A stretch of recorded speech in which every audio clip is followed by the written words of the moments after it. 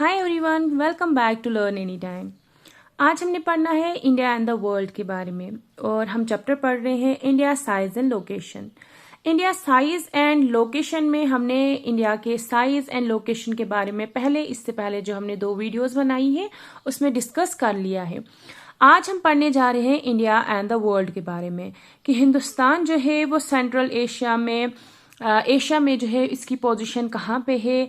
और एक और इम्पॉर्टेंट क्वेश्चन यहाँ पे राइज होता है कि इंडियन ओशन का नाम इंडियन ओशन क्यों है।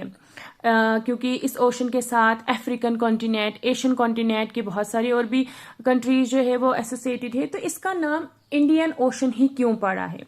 तो इन समांतर सवालों के हमें जवाब इस वीडियो में मिल जाएंगे। So let's begin. The Indian landmass has a central location between the East and the West Asia. Hindustan की जो लैंड मासेस है ये East Asia and West Asia के बिल्कुल बीच में है। ये हमारा एशियन कॉन्टिनेंट है। एशियन कॉन्टिनेंट में ये हिंदुस्तान है यहाँ पे, और इस साइड हमारा आता है ईस्टर्न एशिया एंड इस साइड हमारा आता है वेस्टर्न एशिया। अब यहाँ पे हमें समझाया जा रहा है कि जो हिंदुस्तान है वो eastern Asia and western Asia के बिल्कुल बीच में है, यानी कि eastern Asia and western Asia के सेंट्रल पोजीशन जो है वो हिंदुस्तान की है। India is southward extension of the Asian continent. The trans-Indian ocean routes which connect the countries of Europe in the west and the countries of East Asia provide a static central location to India. अब हम यहाँ पे हमें पता लग रहा है कि हिंदुस्तान का जो साउथवर्ड एक्सटेंशन है वो काफी ज्यादा है नीचे के लिए। देखो ये हमारे पास एशियन कॉन्टिनेंट है, लेकिन एशियन कॉन्टिनेंट में बाकी हमें कोई भी ऐसा देश नहीं दिख रहा है जिसका साउथवर्ड एक्सटेंशन इंडियन ओशन की तरफ ज्यादा है। हिंदुस्तान का साउथवर्ड एक्सटेंशन इंडियन ओशन की तरफ बहुत ही ज्यादा है। हम देखते हैं कि यहाँ पे एक साइड से इसमें बे ऑफ बंगाल आ रहा है, दूसरे साइड में इसमें अरेबियन सी आ रहा है और नीचे के लिए हमारे पास इसमें इंडियन ओशन आ रहा है। उसके अलावा यहाँ हमें पता लगता है कि हिंदुस्तान जो है इसका ओशनिक रूट है जो कनेक्ट करता है यूरोप को वेस्ट में, यूरोप को ये कनेक्ट करता है वेस्ट में, और ईस्टर्न एशिया की बहुत सारी कंट्रीज को जो है ये यहाँ पे कनेक्ट कर देता है दूसरी कंट्रीज के साथ भी। Note they the Deccan peninsula. यहां से हमें पता लगता है कि जो डेक्कन पेनिनसुला है ना into the Indian Ocean, thus helping India to establish close contact with the West Asia, Africa, Europe from the western coast and the with South East and East Asia from the eastern coast. जो हमारे पास यहाँ पे western coast है या फिर eastern coast है, इसकी वजह से हिंदुस्तान का रिलेशन अफ्रीकन कॉन्टिनेंट के साथ भी बहुत अच्छा है, ऑस्ट्रेलियन कॉन्टिनेंट्स के साथ भी बहुत अच्छा है, या फिर यूरोपियन कॉन्टिनेंट के साथ भी जो है वो बहुत ज्यादा सही है, क्योंकि ये एक रास्ता प्रोवाइड करता है। जैसे अगर अफ्रीका को जो है वो ऑस्ट्रेलिया जाना है तो वो यहाँ से जो है वो रूट्स में पहले यहाँ पहुंचेंगे फिर यहाँ से यहाँ आएंगे, डायरेक्ट इधर नहीं जा सकते। जैसे हमने कहीं जाना है, जैसे हमने दिल्ली जाना है तो हमें डायरेक्ट दिल्ली के लिए गाड़ी वगैरह नहीं मिलती है, पहले हमने यहाँ से एक स्टेशन के लिए गाड़ी पकड़नी है, फिर दूसरे स्टेशन के लिए गाड़ी पकड़नी है, फिर हम डायरेक्ट जा सकते हैं। सिमिलरली यहाँ पे भी है कि अगर अगर अफ्रीकन कॉन्टिनेंट से किसी को ऑस्ट्रेलिया जाना है तो पहला एक रूट यहाँ पे आ जाता है, फिर यहाँ से जो है वो नीचे वो ऑस्ट्रेलिया जा सकते हैं। तो उस वजह से हम कहते हैं कि हिंदुस्तान की जो लोकेशन है वो काफी ज्यादा प्रोमिनेंट है। हिंदुस्तान की जो लोकेशन है वो काफी ज्यादा स्पेशल लोकेशन है, जिस वजह से ये बहुत सारे कॉन्टिनेंट्स को आपस में जोड़ता है। No other country has a long coastline on the Indian Ocean as India has, and thus indeed it is India's eminent position in the Indian Ocean. किसी और देश का जो है वो इतनी बड़ी कोस्ट लाइन नहीं है इंडियन ओशन के साथ, किसी भी देश की इतनी बड़ी कोस्ट लाइन नहीं है। इसी वजह से हिंदुस्तान की कोस्ट लाइन बहुत ज्यादा है, इंडियन किसी दूसरे देश की इतनी बड़ी कोस्ट लाइन नहीं है इंडियन ओशन के साथ। इसी वजह से हिंदुस्तान की एक एमिनेंट पोजीशन है इंडियन ओशन में। अब जब हिंदुस्तान का जो साउथवर्ड एक्सटेंशन है वो इंडियन ओशन के साथ बहुत ज्यादा है, इसी वजह से इस ओशन का नाम इंडियन ओशन है, और हम ये चीज जो है वो इसको जस्टिफाई कर देती है। India's contact with the world have continued through ages. Hindustan का जो रिलेशन है बाकी देशों के साथ वो बहुत पुराना रिलेशन है। मतलब जब हमारे पास समंदर के रास्ते भी नहीं बने थे, समुद्री रास्ते भी नहीं बने थे, तब भी हिंदुस्तान का रिलेशन दूसरे देश के साथ बहुत अच्छा था। इट मीन्स कि पहले लोग जो है वो एक प्लेस से दूसरी प्लेस जाते थे लैंड रूट्स के जरिए, क्योंकि जो समुद्री रास्ता है वो तो अब बना है। पहले लैंड रूट्स के जरिए जो है वो लोग एक जगह से दूसरी जगह चले जाते थे। और ये लैंड रूट्स जो है वो काफ़ी ज़्यादा पुराने रास्ते हैं, काफ़ी ज़्यादा पुराने रूट्स है। लाइक आज से 500 साल पहले, 1000 साल पहले, तब भी लोग जो है वो एक जगह से दूसरी जगह चले जाते थे। तब भी हिंदुस्तान का कांटेक्ट दूसरे देशों के साथ बहुत अच्छा था। इसका मतलब ये है कि हिंदुस्तान जो है वो अपने लैंड रूट्स के ज़रिए जो है वो वर्ल्ड की डिफरेंट डिफरेंट कंट्रीज़ में चले जाते थे हिंदुस्तान के लोग। क्योंकि अगर आप देखोगे यहाँ पे हमारे पास नॉर्दर्न साइड में बहुत सारे पहाड़ हैं। इन पहाड़ों के बीच में जो पासिस होते थे, इन पासिस के जरिए जो है वो लोग एक जगह से दूसरी जगह चले जाते थे। The various passes across the mountain in the north have provided passages to the ancient travellers. जो बहुत सारे पासिस है हमारे माउंटेन्स के बीच में, इनके ज़रिए जो है वो लोग एक जगह से दूसरी जगह चले जाते थे और हमारा दूसरे लोगों के साथ इंटरेक्शन जो है वो हो पाता था, दूसरे देश के साथ इंटरेक्शन हो पाता था। जबकि जो समुद्री रास्ते थे, ocean restricted such interaction for a longer time.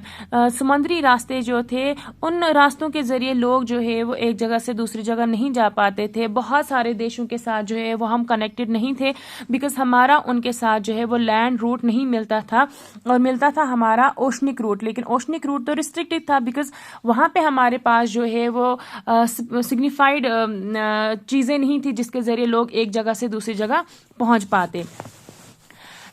These routes have contributed in the exchange of ideas, commodities since ancient time। और ये जो हमारे पास रूट थे, ये रास्ते थे, इन रास्तों के जरिए लोगों के आपस के आइडियाज एक्सचेंज हो जाते थे, कल्चर्स एक्सचेंज हो जाते थे। जैसे उपनिषद का या फिर Ramayana, stories of Panchatantra, Indian numerals, decimal system, ये हिंदुस्तान से वर्ल्ड के डिफरेंट डिफरेंट पार्ट्स में पहुंचा। लेकिन हिंदुस्तान से वर्ल्ड के डिफरेंट डिफरेंट पार्ट्स में कैसे पहुंचा? इन्हीं लैंड रूट्स के जरिए जो है वो पहुंचा। या हिंदुस्तान के स्पाइसेस, यहाँ के मसलिन्स, कपड़े वगैरह, या दूसरी भी बहुत सारी जो चीज़ें थी वो हिंदुस्तान से different parts of the countries में पहुंचे इन रास्तों के ज़रिए।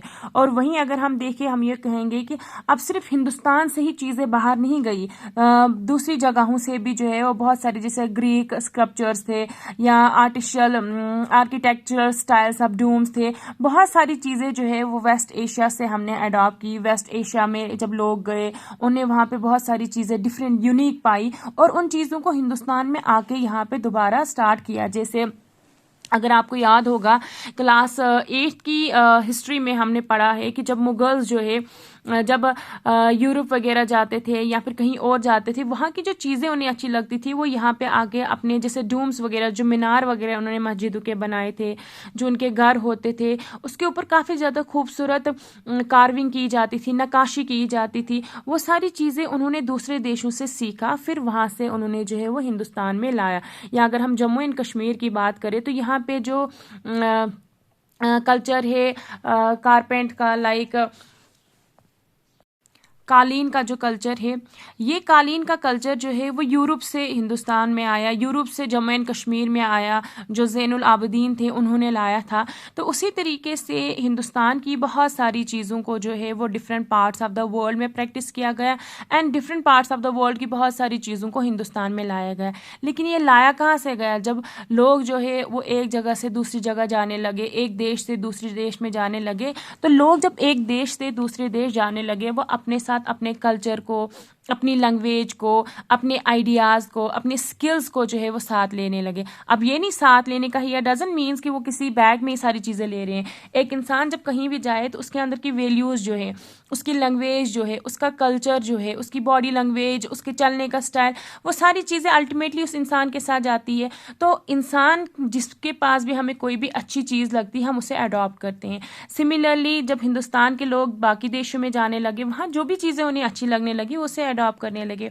और हिंदुस्तान के लोगों की जो भी चीज़ें बाहरी देशों, दूसरे देशों को अच्छी लगने लगी, वो वहाँ से उसे अडॉप्ट करने लगे। इंडियाज़ नेबर्स, हिंदुस्तान की नेबरिंग कंट्रीज़ के बारे में हम इसमें पढ़ने जा रहे हैं।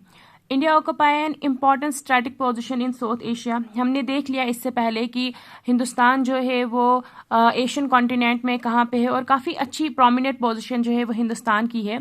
India has 28 states and 8 union territories. Hindustan में 28 स्टेट्स है एंड 8 यूनियन टेरिटरीज है। ये नंबर कभी कम एंड ज़्यादा होता रहता है जब हमारी जो गवर्नमेंट है वो कभी स्टेट को यूटी में कन्वर्ट कर देती है, यूटी को स्टेट में कन्वर्ट कर देती है, तो ये नंबरिंग चेंज होता रहता है। इससे पहले वाली जियो में आप देखेंगे कि वहाँ पे 29 स्टेट्स लिखा हुआ है।